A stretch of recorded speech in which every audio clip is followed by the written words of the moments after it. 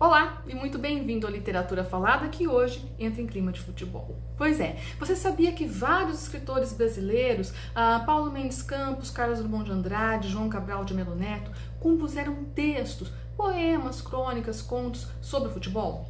Sim, e hoje eu trouxe aqui para ler e comentar o poema Futebol do Drummond.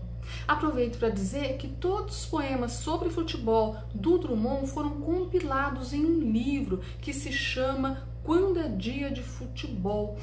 Foram compilados pelos netos do escritor. Trata-se de um livro que é fácil de você encontrar. Acabei de dar uma olhadinha aqui no site da Estante Virtual e lá você encontra exemplares a partir de R$8. Não são livros novos, são livros já usados, mas que estão em perfeito estado para leitura. Pois é, o Drummond parecia ver o futebol, perceber o futebol como uma espécie de elemento de integração nacional, especialmente em períodos da Copa do Mundo.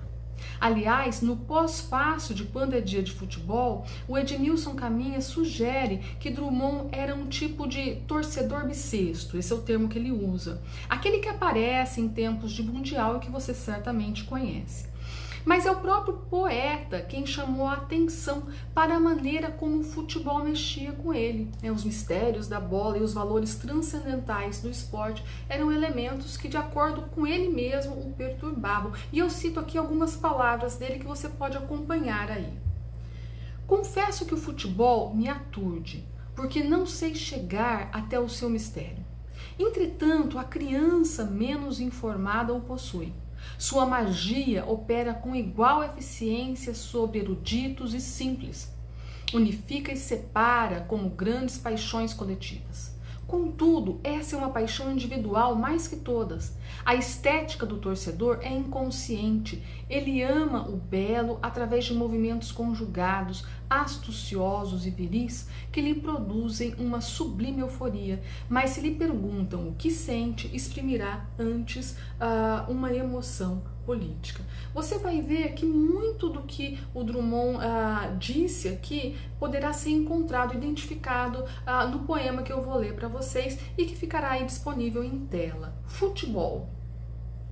Futebol se joga no estádio, futebol se joga na praia, futebol se joga na rua, futebol se joga na alma. A bola é a mesma, forma sacra, para craques e pernas de pau. Mesma a volúpia de chutar na delirante Copa do Mundo ou no árido espaço do morro. São voos de estátuas súbitas, desenhos feéricos, bailados de pés e troncos entrançados. Instantes lúdicos, flutua o jogador gravado no ar, afinal, o corpo triunfante da triste lei da gravidade. Bom, passo então a comentar o poema, sempre chama a atenção de que não se trata de uma análise do poema, mas de simples comentários que servem aí mais para que você dê início às suas reflexões sobre o texto. Vamos lá. O poema é composto por 16 versos octassílabos. Não há esquema de rimas, como você deve ter percebido. Veja o paralelismo que há nos versos 2, 3 e 4. E eles surgem em resposta à pergunta do verso 1. O verso 1 lança uma pergunta: futebol se joga no estádio? E depois você tem aí 3 versos, o 2, o 3 e o 4, que são versos paralelísticos, e que surgem como resposta a essa pergunta do verso 1.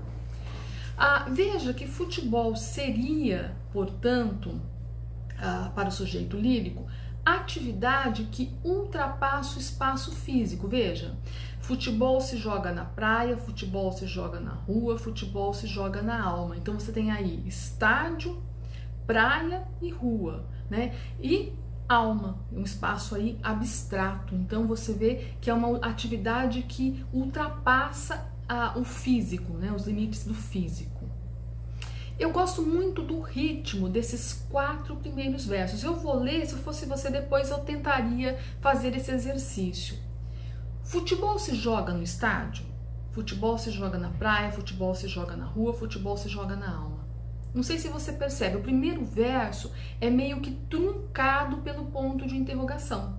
Futebol se joga no estádio? Para. Os outros 3 são livres, eles não param e são cheios de velocidade.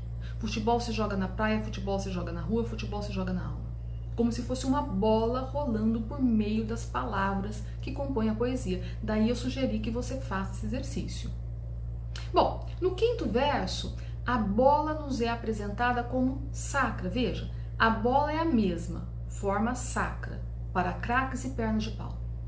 Ela é sacra em qualquer situação, ou seja, ela tem algo de divino, independente se forem craques ou pernas de pau, né, aqueles que lidam com ela. Desse modo, a bola possui um traço que irmana todos os envolvidos no jogo. E esse traço aparece especificado no 7º verso, por meio do termo volúpia. A bola irmana pelo prazer que proporciona seu chute, independente do espaço. Para craques e pernas de pau, mesmo a volúpia de chutar da delirante Copa do Mundo ou no árido espaço do morro. Como a gente sabe que o eu lírico assinala a alma como espaço do jogo, poderíamos pensar que ela, neste poema, funciona como algo que propicia a realização de um impulso maior, algo afeito à alma e às suas pulsões. Veja que os versos seguintes trazem paralelo com realizações artísticas. Olha, são voos de estátuas súbitas, desenhos feéricos, bailados de pés e troncos entrançados. É como se o eu lírico comparasse o espetáculo do futebol com a própria arte e, eventualmente, com o impulso de fazer arte. Lembra do 4º verso? E, por fim, a poesia transforma os instantes lúdicos em uma imagem fácil ao leitor, como se fosse uma foto, um desenho. Olha, instantes lúdicos, flutua o jogador gravado no ar. É uma imagem criada pelas palavras, pela poesia da linguagem, para tratar de uma atividade cheia de energia. Uma energia quase fundamental e que também tem o seu potencial estético, criativo e absolutamente dinâmico. Quem nunca falou ou ouviu a expressão foi um golaço, foi um show de bola, nossa, foi uma jogada linda. Ele tem um apelo estético, criativo, dinâmico. Veja os 2 últimos versos. Afinal, o corpo triunfante da triste lei da gravidade. A lei da gravidade é triste aqui porque ela limita, ela encerra em limites. Mas ela padece perante o que se realiza enquanto desafio ao que oprime a alma em sentido amplo do termo. Pois é, se você gostou, deixa o seu like e repasse o conteúdo para quem gosta de futebol e poesia, poesia e futebol. Até o nosso próximo encontro.